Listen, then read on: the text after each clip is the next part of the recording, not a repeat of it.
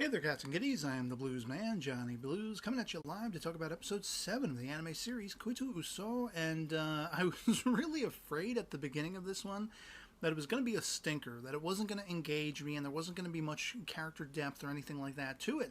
And I was pleasantly surprised by the end to find there were revelations and twists and turns that I didn't necessarily see coming, so I was thoroughly engaged throughout. But of course, we're beginning with that overhanging question: did he get it on with Lorena or not, after being prodded on by the Ministry of Health guy? Of course, it pretty much fell along the lines of my speculation that no, they wouldn't get together, although, Najima did give it the old college try, gobsmacking her, getting on top of her, lip-locking and everything like that. And we're basically seeing, much as I speculated, the burgeoning, sort of fascination and love interest that is being born between them really surfacing. She kind of ends up in the fallout of that, wanting to keep him at an arm's length, not really get too close to him, stay away from him for a little while, because she has that internal conflict. She's not sure how she's feeling.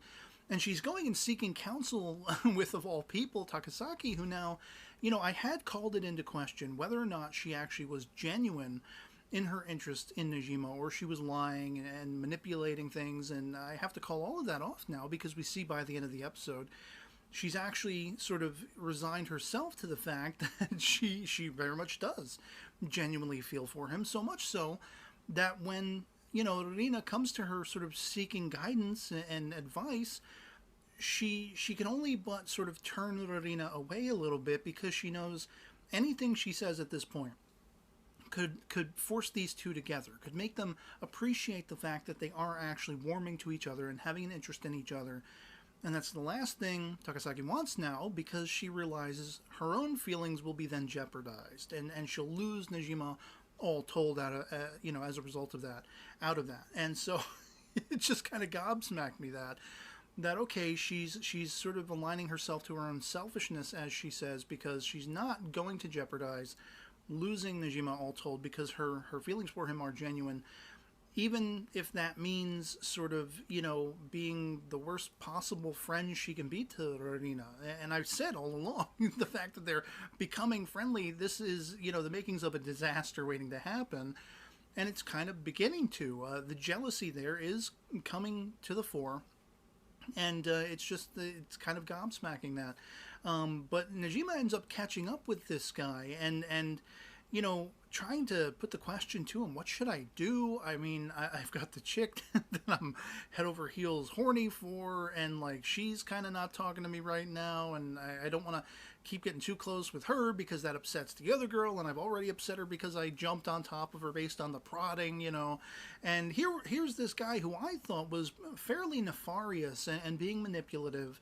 And I had concocted this whole speculation about how, Nisaka was maybe the instigator, and that's why there was some, bad tidings between he and Takasaki. He put her up to it, and she's been lying about being into Najima. And then with the last episode, maybe the Ministry of Health guy was involved. And so when he's, unleashing this story to Najima about this guy who had this lovelorn scenario that he had to give up on because he wasn't quite ready for marriage, he had to give up on the person he loved the most, you're seeing the characters drawn like facelessly without details, but I could tell by the red hair, oh, it's his partner from the Ministry of Health. And I called it into question while I was watching this: is this true or not? It seems like it actually is, because later he goes and talks to her, and I'm not sure why he's actually, prowling around the school or anything like that. She's questioning him about it. I guess he was there to deliver documents or something like that. But, when talking to her, he can't help but still be burdened by the fact that he had to let her go. So he's kind of speaking to Najima from the point of view of somebody who's been there, done that, and he wants to give Najima a fair shake to really think this out. It wasn't so much that he was trying to manipulate him into, banging Rina, as I first assumed, as I think a lot of us first assumed. It was more so he's trying to genuinely get him to think about how he feels about Rina, as opposed to how he feels about Takasaki. That one is sort of the puppy love. It's a fleeting thing. You'll grow out of it.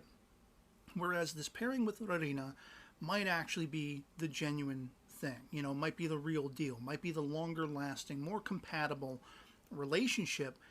And I don't know if Najima is sort of wrapping his mind around that successfully enough. I mean, he is still trying to make overtures to Rarina through the texting and everything like that, and she's not answering him at all. And he kind of seems to leave the scenario like, well, I should really focus on my feelings, and it almost gave me the impression like he is now embracing the idea that Rarina is this girl I want to seek, and I want to make amends with, and I want to make things right with.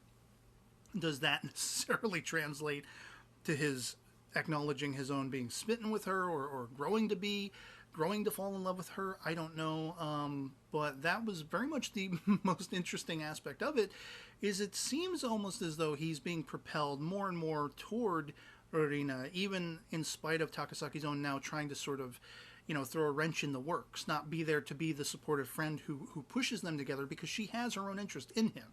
And that would jeopardize that. So that whole aspect of this Ministry of Health guy, having been there before, having suffered this fate of his own accord, and now having to live with that the rest of his life, it's quite an intriguing development to have that revelation, come to the fore.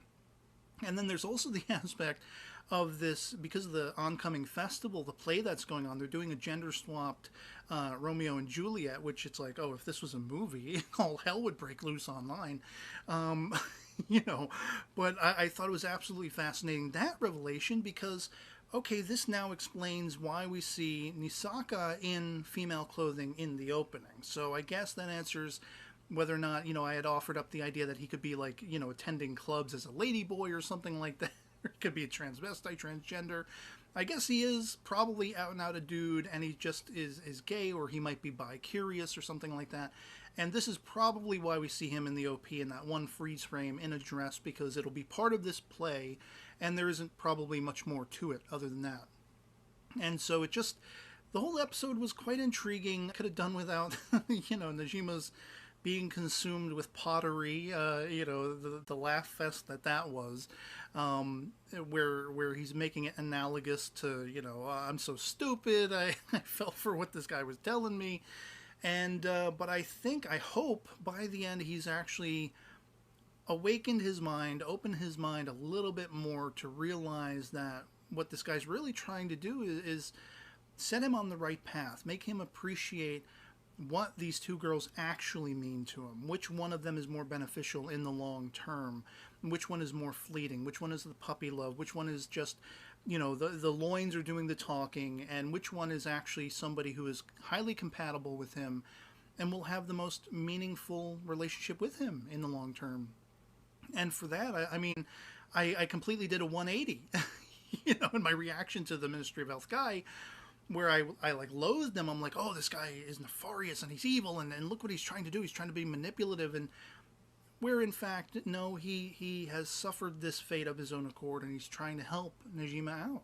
He's trying to guide him and help him make a better choice than he did. And but it's really still left to Najima himself to piece together what he thinks of all of that, whether he wants to align himself more toward Takasaki or whether he wants to go toward Rarina. And as I say, by the end of this episode, it seems like the thing that is most emotionally satisfying and gratifying to him is when he gets the letter from Rarina. It wasn't that moment of solitude he shared with Takasaki after he got injured because he was daydreaming about Rarina, not, responding to him, and had that little charm. That moment between he and Takasaki was passive and almost veritably meaningless. Whereas as soon as he got that letter from Rarina telling him, do your best with the oncoming festival, he shed tears and he was joyous. So I'm beginning to wonder if what we're going to see happen from this stage on is Takasaki and maybe Nisaka working together to sort of now actively undermine that pairing between Rorina and Najima. It remains to be seen, and I can't wait to see where it goes from here. I'd love to hear from you guys in the comments below what you thought of episode 7 of Koitu So, if you've seen it as well. If you thought it was as gobsmacking as I did, that, this Ministry of Health guy laid down the brass tacks that, hey man, I've been here before. Even though he didn't say it was him, we know it was him that went through this, and it's apparently genuine, whereas I thought it might be false, it might be a falsehood, a lie. No, apparently it is genuine, because once he is paired up with his partner again, he's lamenting, he's thinking about that wedding band and what he missed out on because he turned her down. And now he has to live every waking moment, the rest of his days, with that mistake, with that regret. And I guess for his part, he doesn't want to see Najima, who is caught between a rock and a hard place, between two girls. He's got the Archie Andrews effect going on here with the Betty and the Veronica.